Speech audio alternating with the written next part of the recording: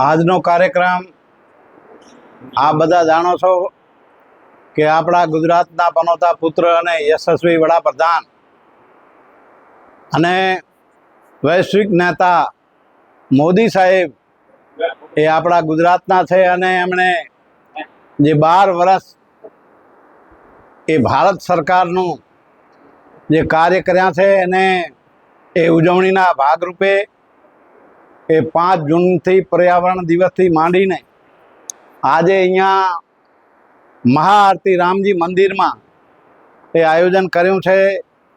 એ તમામ કાર્યકર્તાઓ ભાવિ ભક્તો અહીંયા મહાઆરતીમાં હાજરી આપી અને મોદી સાહેબને ખરેખર દીર્ઘાયુ બક્ષે અને એમને શક્તિ મળે, રામચંદ્ર ભગવાન એમને તાકાત આપે, આનાથી ડબલ ગુણી તાકાત આપે, જેથી કરીને એમનો સપનો છે સાકાર કરે। કારણ કે એમણે 2047માં ભારતને વિકસિત ભારત બનાવવાની જે સંકલ્પ કર્યો છે એમનો સંકલ્પ પાર પડે।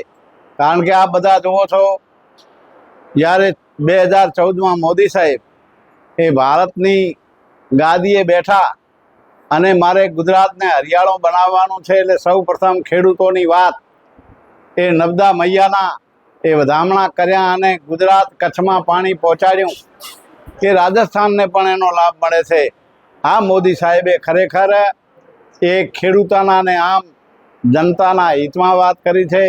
એટલે એ 5 જૂનથી 20 જૂન સુધી એ મોદી સાહેબના સતત જે પ્રોગ્રામો છે, એ વૃક્ષારોપણની વાત હોય કે આ મહાઆરતીની વાત હોય કે બીજા અન્ય પ્રોગ્રામો છે, એ પ્રોગ્રામો મોદી સાહેબે ખરેખર સુશાસન કર્યું છે। એ 25 વર્ષ 13 વર્ષ ગુજરાતમાં અને 12 વર્ષ ભારત સરકારમાં એ યશસ્વી વડાપ્રધાન તરીકે એ ખૂબ જ સરાહનીય કામગીરી કરે છે અને અમે બધા એ આશીર્વાદ આપીએ છીએ, રામચંદ્ર ભગવાન આશીર્વાદ આપે કે એમને તાકાત આપે, શક્તિ આપે, જેથી કરીને ભારતનો વિકાસ કરી શકે। બોલો ભારત માતા કી જય।